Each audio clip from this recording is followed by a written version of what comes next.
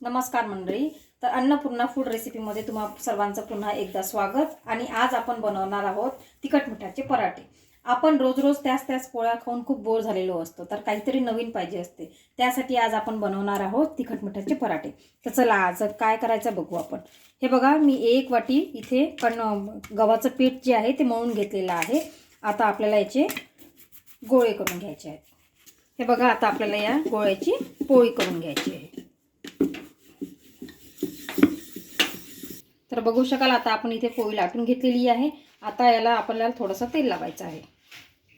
आता हे तेल जे आहे हे सगळं पोळीभर आपण पसरवून घेऊया.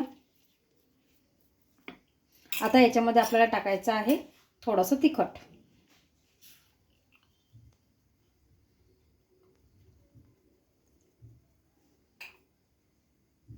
तसेच आपल्याला याच्यामध्ये टाकायची बारीक चिरून घेतलेली मेथी.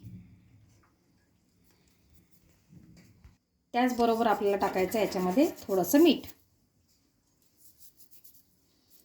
आता आपण हे छान या पोळीवर दाबून घेऊया. आता आपल्याला याच्यावरती हे फोल्ड करायचं आहे. फोल्ड केल्यानंतर आपल्याला इथे परत एकदा थोडंसं तेल लावून घ्यायचं आहे.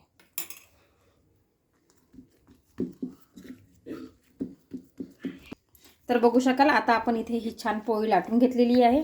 आता आपल्याला ही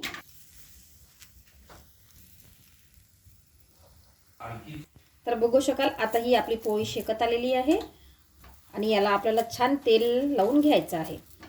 तर हे बघा, मी आता इथे तेल लावत आहे कारण माझ्या मुलांना तुपाची पोळी आवडत नाही. तर तुम्ही याच्यामध्ये तूप लावून सुद्धा याला फ्राय करू शकता. आता आपल्याला याला छान कडक पराठा करून घ्यायचा आहे, म्हणजे मुलांना खाण्यामध्ये छान इंटरेस्टेड वाटतो आणि छान क्रिस्पी वाटतो. तर बघू शकाल, आता आपला छान हा पराठा इथे शेकून झालेला आहे आणि छान मस्तपैकी हा कडक पण झालेला आहे. तर आता आपण याला एका प्लेटमध्ये काढून घेऊया. आता हे बघू शकाल, बघा किती छान याचे वेगवेगळे भाग झालेले आहेत. हा किती छान सुगंध येतो या पराठ्याचा. आता आपल्याला याला चटणीसोबत सर्व करायचं आहे. तर आता तुम्ही बघू शकता, तुमच्यासमोर हा तिखट मिठाचा पराठा हा मस्त रेडी झालेला आहे खाण्यासाठी. आता आपण खाऊन बघू याला कसा झाला आहे. जर तुम्हाला माझी रेसिपी आवडली असेल तर मला लाईक आणि सबस्क्राईब करायला विसरू नका. थँक्यू.